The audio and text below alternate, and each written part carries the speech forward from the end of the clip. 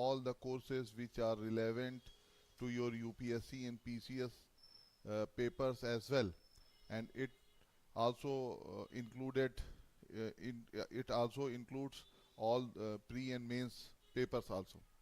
So here we are going to discuss the meaning of prehistory, how the India, when we talk about India, prehistoric culture in India, so India is nowadays politically united, and those days India was just not politically united, as you know.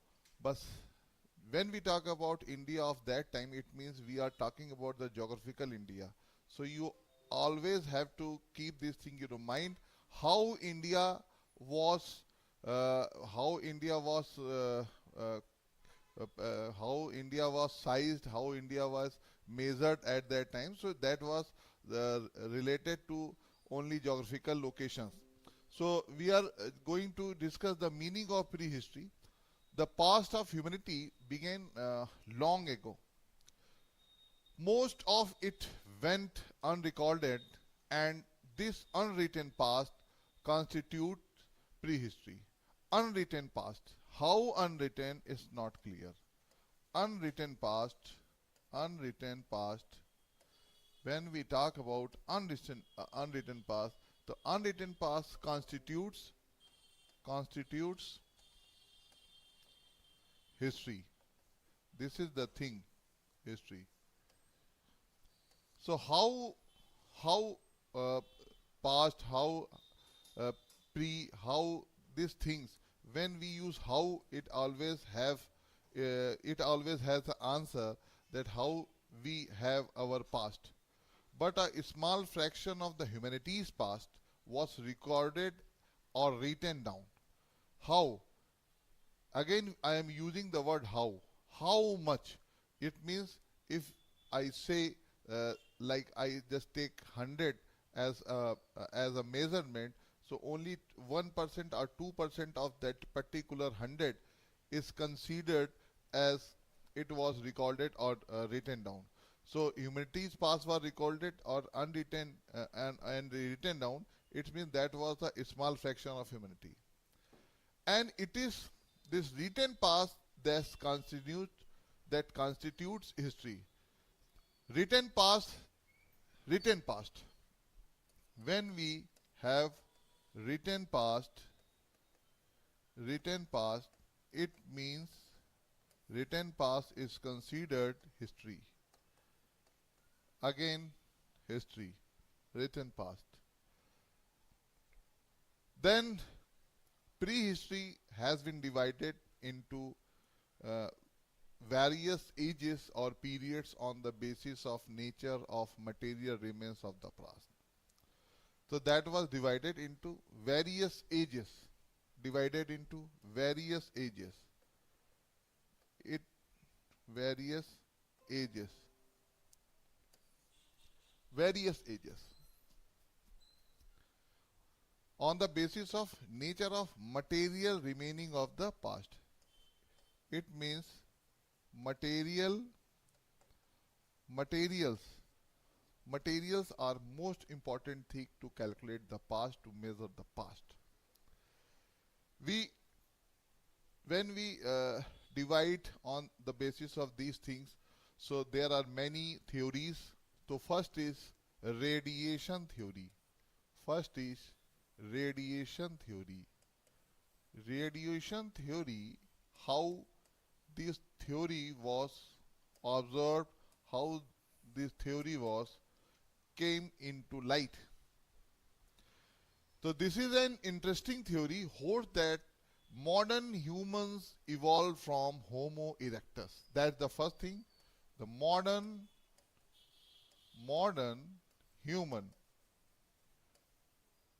humans evolved from Homo erectus. You have heard the name of Homo sapiens. Now we are using the word Homo erectus. Both the terms have different meanings. So Homo erectus fairly were in Africa, were in Africa, Africa. That's the point. That is the radiation theory. And then those people, the earth by migrating along different routes.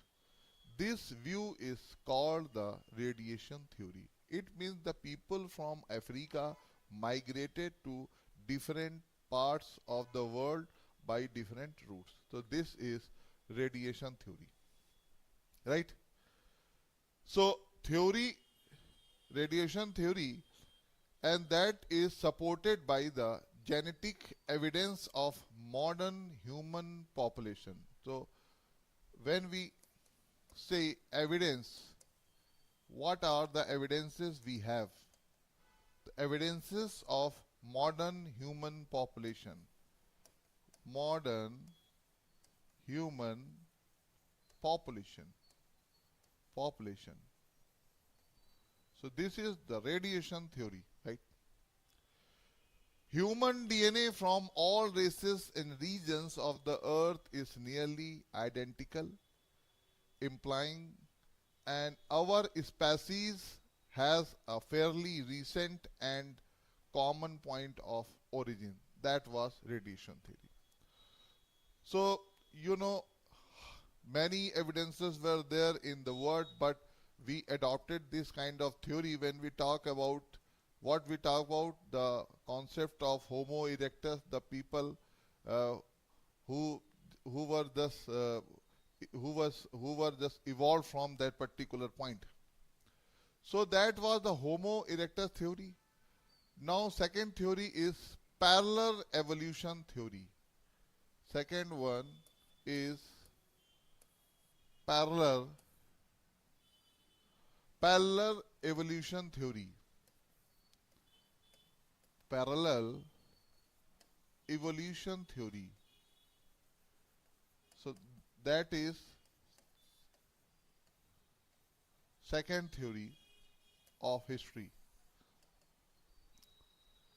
So another theory holds that modern humans evolved in parallel from several dispersed Homo erectus populations at roughly the same time, right? Another theory that is that holds the modern humans evolved in parallel. Modern humans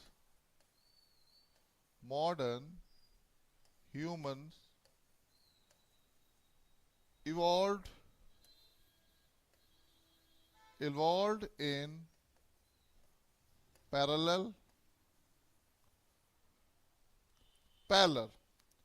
from several dispersed Homo erectus population, from several how several many several dispersed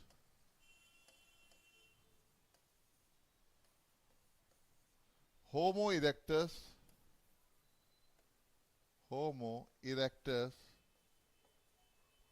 populations.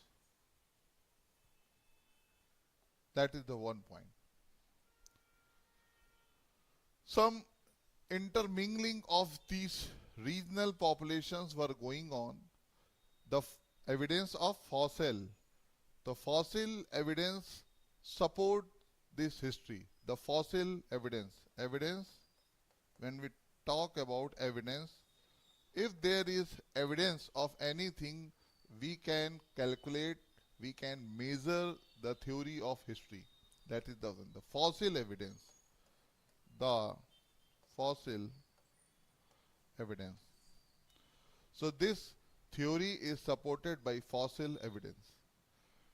Again, we talk about hominid fossil evidence. Hominid. Have you ever heard this name? Hominid fossil evidence. Hominid. Africa is said to be the cradle of human race, as it is also said. So anthropologists always have this concept in their mind, like Africa was cradle. Cradle means how the people of that particular phase developed. So when we talk about that, anthropologists have always unearthed the oldest human skeleton in East Africa. So in places such as Hadar, uh, Olduvai, Latoli, etc., etc. So one of the best preserved human remains in the female skeleton found at Hadar in Ethiopia, and that is the place is Hadar or Hadar, you may call as it is appropriate. So anthropologists always try to assemble about 40% of young girl, and that was given the nickname Lucy. And Lucy belongs to Australopithecus category. So that was the first skeleton found in Africa. It is always said. So hominid fossil evidence was also supporting that thing. The how many evidences we always have. So like always Africa was the main thing. So anthropologists have unearthed, and how that was the medium of unearth. There are many mediums by excavating the earth, and many tools are needed there. So that was the thing. So anthropologists have unearthed the oldest human skeleton in oldest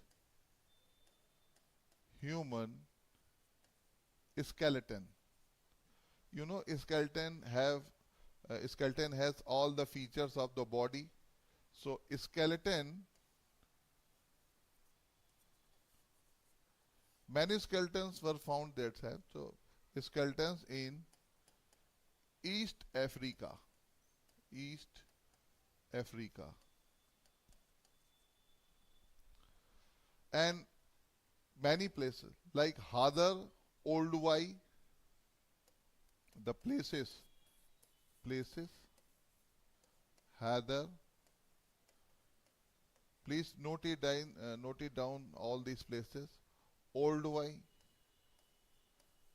Olduvai, Olduvai, Hadar, all these places are located in East Africa. Latoli, and etc., etc., many places. So one of the best preserved human remains is a female skeleton found at Hadar in Ethiopia. Female skeleton in Hadar,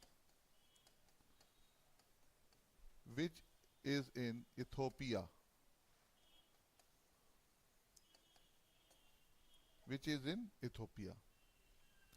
And anthropologists assembled about 40% of the young girl that was given the nickname Lucy. Lucy nickname. Lucy nickname. And it belongs to Australopithecus category. Australopithecus. So please note it down. Australopithecus categories. Australopithecus categories. Now we talk about very recent evidence, but this is so old you may recognize as Hathnora evidence. Hathnora is very recent places according to history is measured. So Hathnora evidence. So recently there was no unequivocal evidence of the occurrence of the true hominid fossil anywhere in the Indian subcontinent as it was said that time.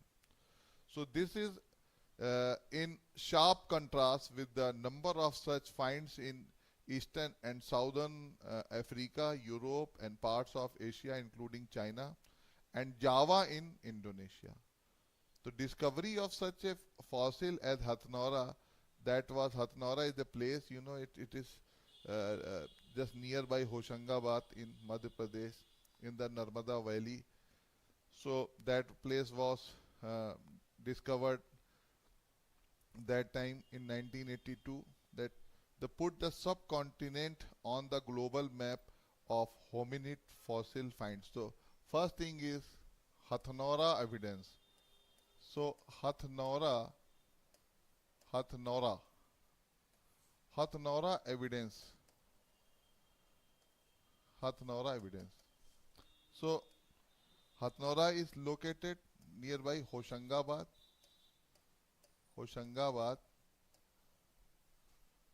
in MP, and plates was discovered in 1982. Hathnora evidence, right? So that the thing that put us in this subcontinent on this fossil finds. So Hathnora is specimen or the Narmada man, according to discoverer. You may also call it Narmada man. Narmada man. Narmada man. Narmada man. You may also call this Narmada man. So this Narmada man, according to discoverer, dates from the middle age. Middle of what? Middle of Pleistocene, and belongs to the Homo erectus variety of hominid fossils. So that is the date from the middle Pleistocene phase of that time. And it also belongs to the Homo erectus variety of hominid fossils. However, in his opinion, it differs from all the known subspecies of Homo erectus in having comparatively larger cranial capacity, higher vault, and mental eminence. This the thing was included. Further, this is also supposed to represent an advanced stage of Homo erectus. So you may also consider this thing that this may be supposed like this is an advanced stage of Homo erectus. Subsequently, a controversy has developed regarding the evolutionary status of the Narmada skull, that is Homo erectus of archaic Homo sapiens. That's the thing. So, however, the balance of current opinions seems to the favor and later the position. As of now, the age of specimen is put in the range of 27 to 32 years. It is a female, not male as originally thought. So it is female skull, and its cranial capacity is the range of 1155 to 1421 cc. Its values, which are high from African and Asian Homo erectus, but closer to ranges from Homo sapiens. So that was the real sense of Homo erectus and fossils. If we talk about the evolution of species, so Homo erectus, how many years ago, and how the Homo erectus were developing, then many more species came into light. Archaic Homo sapiens, modern humans, that was the evolution, the phase of evolution of species. So, history always carries the number of analysis, number of comparisons. So if we talk about years ago, so how many years back, like 25 lakhs years back, or 2,50,000 years back. So many more things were developed, more things were evaluated. So modern humans came into existence before 10,000 years ago. Like that is the main thing. So we starts with Habils, फिर then Homo erectus, फिर archaic Homo sapiens, then Neanderthals and modern humans. So that is the phase we talk about. The modern humans, modern humans came into existence only 10,000 years ago. 10,000 years ago. 10,000 years ago. If we talk about that phase, so that starts from Habils. So that was from 25 lakhs years back. Then it was reduced to 20 lakhs, then 15 lakhs, with 10 lakhs, 5 lakhs. So many more analyses were there. Now we'll try to make a chart of evolution of human life. If we try, so Holocene age, that ice-free age, from that 10,000 BC, like, and Pleistocene age, that is ice age, millions years ago. So that was the thing. So we just try to make a chart, but you know, chart will take so much time. So roughly I will try to draw some figures here. So first of all, I will try to write Pleistocene age. Pleistocene age is always considered the ice age also. Ice age also. And this age, which is known as ice age also. Ice age also. Ice age. That starts from 1 million years ago. 1 million years ago. Years ago. Right? If we talk about archaeological ages, so that is Paleolithic age. Paleolithic age. Paleolithic, as you know, the Paleolithic means the stone age. Paleolithic age. Paleolithic age. And lower Paleolithic, middle, and then upper, like upper, middle, lower, as you may count it. So lower, middle, upper. There are 3 stages of Paleolithic age, and mode of living was hunting and gathering. Hunting and gathering. Gathering of what? Gatherings of food produces, like, right? So hunting and gathering, and lifestyle is nomadic or migratory life. Nomadic